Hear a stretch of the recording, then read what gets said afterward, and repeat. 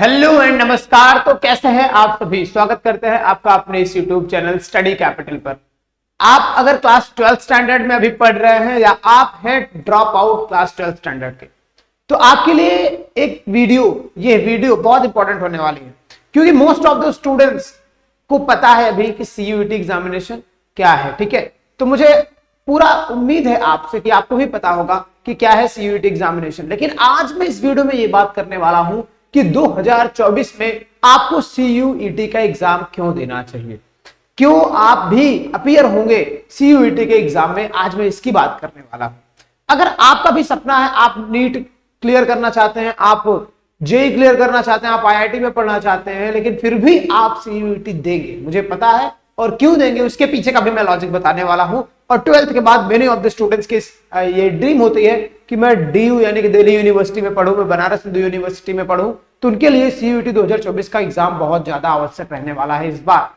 तो मैं बता दूं आपको, अगर आपका पहला ये सपना है कि आप दुनिया भर के टॉप सेंट्रल यूनिवर्सिटीज में या यूनिवर्सिटीज में कहें आप अपीयर होना चाहते हैं, आप उसमें पढ़ना चाहते हैं या चाहते हैं कि मैं सबके एग्जामिनेशन क्रैक करूं, तो आपको सबके एग्जामिनेशन डिफरेंट करके क्रैक नहीं करने होंगे। आपको सिर्फ एक एग्जामिनेशन क्रैक करना होगा, that is CUET, common university entrance test. आप एक एग्जाम देके आप डिफरेंट यूनिवर्सिटीज में अपने आप को अपीयर करा सकते हो, अपनी काउंसलिंग करा सकते हो उस यूनिवर्सिटी में स्पेसिफिक पढ़ने के लिए। लेकिन आज मैं ये बात तो करूंगा ही, साथ में इसके अलावा ये बात करने वाला हूं कि अगर आप आईआईटी के स्टूडेंट हैं, आप मतलब अपीयर होना चाहते हैं कि मतलब मैं आईआईटी के एग्जाम की तैयारी कर रहा हूं, साथ में मुझे क्या करना है, सीयूईटी देना चाहिए कि नहीं देना चाहिए। ठीक है, देखो भाई, अगर आप क्लास 12th स्टैंडर्ड में हैं एंड आपके पास में ये ड्रीम आ गया कि भाई मैं डॉक्टर या इंजीनियर बनूंगा, तो आप तो अपना सपना लेके चल रहे हो, ठीक है, दैट इज वेरी गुड।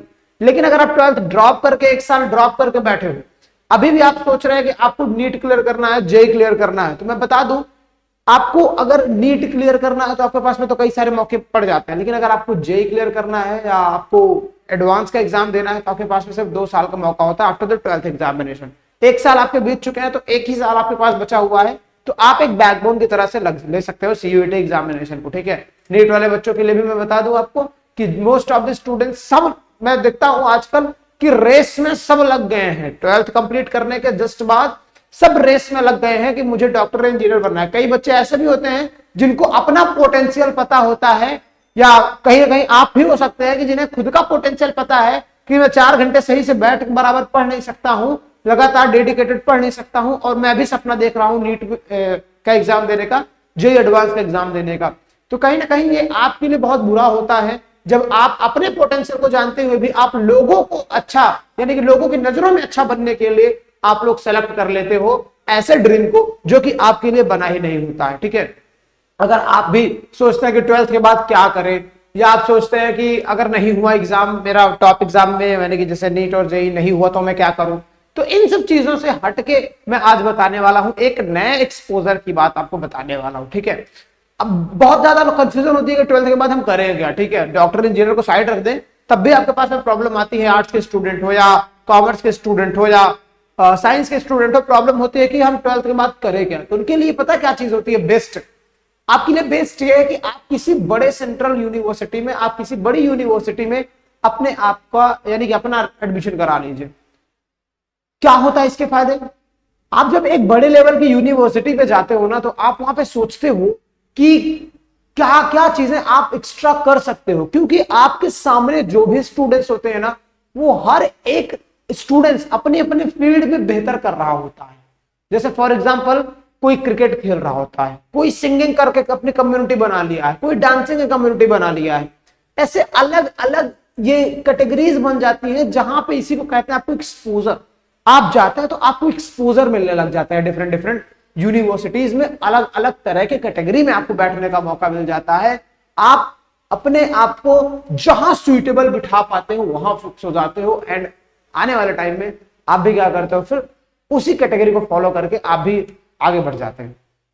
तो विजन नहीं क्लियर है, तब भी आपके पास में विजन क्लियर करने का इरादा क्या देता है, आप किसी बड़े कॉलेज से या किसी बड़े यूनिवर्सिटी से आप अपना ग्रेजुएशन कर लीजिए या मास्टर्स कर लीजिए। जैसे मैं बताऊं, अगर आप आईआईटी में भी चले जाते हो तो आईआईटी में भी होता क्या पता है कि वहां पे भी अलग अलग तरह की कम्युनिटी बनी होती है। वहां पे जाने के बाद भी लोगों को बताया जरूर जाता है कि आपको इंजीनियरिंग करनी है, बट वहां पे भी आपको एक ये चीज याद दिलाई जाती है कि अभी भी आपके पास में मौका है, बस इंजीनियरिंग ही सब कुछ नहीं है, इसके अलावा भी आप चीजों को एब्जॉर्ब कर सकते हैं, सीख सकते हैं, लर्न कर सकते हैं, दुनिया भर के एक्सपोजर का फायदा आप उठा सकते हैं। तो आईआईटीज बहुत बड़े बड़े एक्सपोजर देती है। वैसे ही ज्यादा एक्सपोजर देने में काम आता है आपका यूनिवर्सिटी, यानी कि ज्यादा एक्सपोजर देने में यूनिवर्सिटीज का नाम बड़ा फेमस है, जैसे Banaras Hindu university, Delhi university, Allahabad university, Hyderabad university. ठीक है, ये सारे सेंट्रल लेवल की यूनिवर्सिटीज हैं जो कि आपको बेहतर से बेहतर एक्सपोजर प्रोवाइड करते हैं। ठीक है, और ये जो सीयूईटी है, सीयूईटी के एग्जाम के थ्रू ही आप वहां पे जा सकते हो। ठीक है, तो आप भी चाहते हैं कि अब देखो भाई, most of the government jobs, कई लोग सोचते हैं मेरा तो ड्रीम गवर्नमेंट जॉब का है, तो अगर आप गवर्नमेंट जॉब का भी सपना है ना, तो आपके पास में क्या होता है कि most of the government jobs जो होती है, जो अच्छे लेवल की होती है, वो एक बड़े मतलब मेरे ख्याल से 12th के बाद तो मुझे लगता है बहुत कम ही गवर्नमेंट जॉब्स जो कि होती होंगी। मोस्ट ऑफ द जो अच्छे लेवल की जॉब्स हैं वो ग्रेजुएशन के बाद होती है।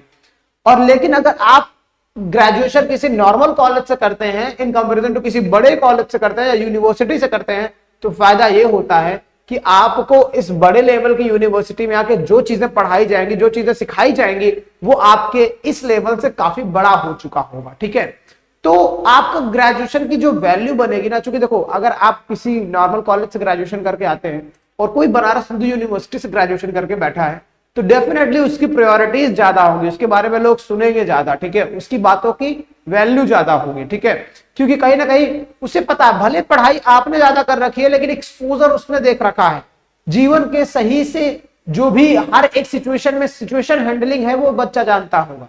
ठीक है, तो इस तरह इन सब पैटर्न्स पे लोग डिसाइड करके उस बच्चे को इलेक्ट कर लेते हैं, और यही सारी चीजें होती हैं जो कि आप फेस करोगे आगे चल के। मैं बताऊं एक छोटी सी चीज, इन्वायरमेंट का क्या प्रभाव पड़ता है। मतलब आप एक नॉर्मल कॉलेज में पढ़िए, या आप एक आईआईटी कॉलेज में पढ़िए, या आप एक गवर्नमेंट जॉब्स में पढ़िए, मतलब सॉरी सेंट्रल यूनिवर्सिटी में पढ़िए, क्या फर्क पड़ता है। देखो एक छोटे से मैं एग्जाम्पल के तहत चलता हूं।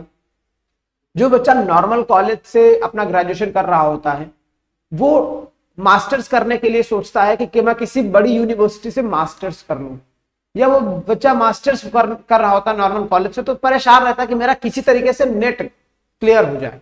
ठीक है, ये एग्जाम छोटा सा एग्जांपल है, हो सकता है आप लोगों को पता ना हो नेट क्या होता है, तो मैं बता दूं, जिस वजह से पीएचडी लोग करते हैं उसके लिए पहला नेट का एग्जाम होता है। ठीक, नेट क्वालिफाई है तभी आप पीएचडी में एनरोल हो सकते हैं। तो ऐसे अगर मैं बनारस हिंदू यूनिवर्सिटी की बात करूं, यहाँ मोस्ट ऑफ द स्टूडेंट्स के नेट पहले से ही क्लियर होते हैं। ठीक है, उनको नेट क्लियर करने के लिए मतलब ये नहीं, उनको सोचना नहीं होता, क्योंकि यहाँ के इन्वायरमेंट में लगभग बच्चे नेट क्लियर कर चुके हैं, तो वो आपको बताएंगे कि नेट क्लियर करना कितना आसान होता है, कितना मतलब इजी होता है, तो आपको लगेगा बहुत आसान चीजें हैं। वहीं अगर आप चले जाइए जेएनयू यानी कि जवाहरलाल नेहरू यूनिवर्सिटी, तो वहां पे मोस्ट ऑफ द स्टूडेंट्स के जेआरएफ क्लियर होते हैं, नेट के थोड़ा अपर लेवल का जेआरएफ होता है। ठीक है, आप 12th के स्टूडेंट है तो इतना समझाना मेरे लिए सफिशिएंट है।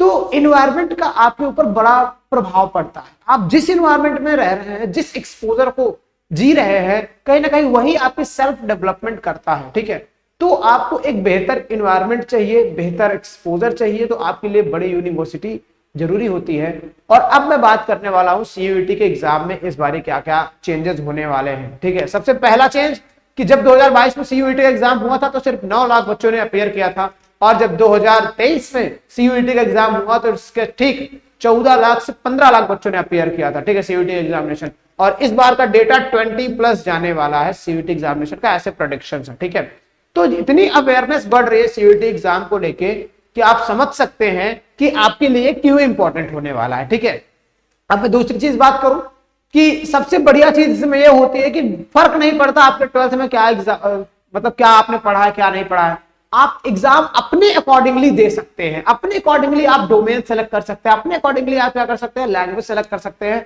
अपने अकॉर्डिंगली आप जीटी सेलेक्ट कर सकते हैं। बस ध्यान में एक बात रखनी है कि आपकी यूनिवर्सिटी आपके अकॉर्डिंग चल रही है कि नहीं, आपकी यूनिवर्सिटी क्या चाह रही है, बस उसको दिमाग में रखते हुए आप अपने सब्जेक्ट सेलेक्ट कर सकते हैं। ठीक है, तो ये फायदे होते हैं आपके पास में सीयूईटी एग्जाम देने में। ठीक है, तो कई सारे तरह के ऐसे, आप मार्किंग स्कीम की बात करें तो एक क्वेश्चन करने के आपको 5 मार्क मिलते हैं और नेगेटिव 1 होता है, तो कहीं ना कहीं ये आपके नंबर ज्यादा हैं जिससे नेगेटिव की वैल्यू थोड़ी कम हो जाती है। ठीक है, तो यहाँ पे भी एक आपको फायदा मिल जाता है।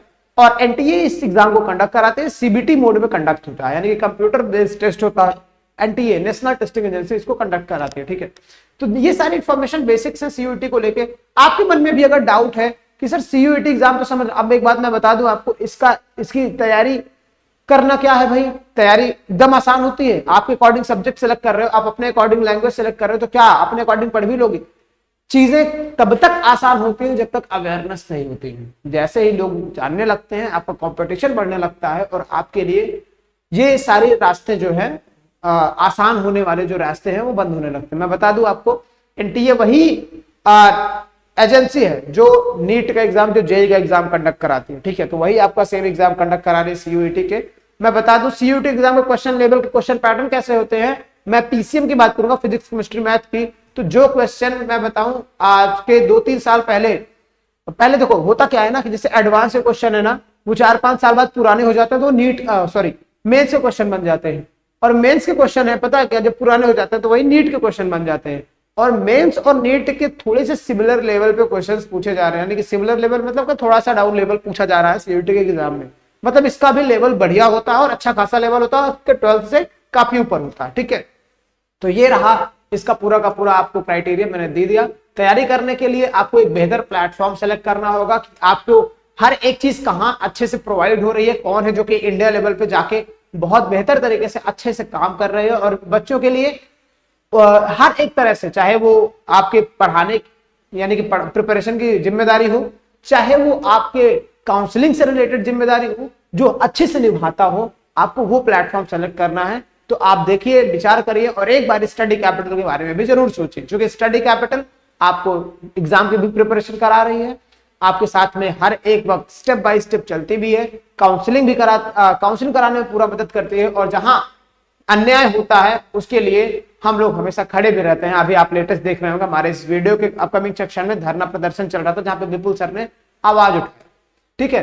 तो ये सारी चीजें हैं जो कि आपको मिलती हैं स्टडी कैपिटल से जुड़ने के लिए, आपको यानी कि हर एक तरह से हम लोग मदद करने के लिए तैयार होते हैं।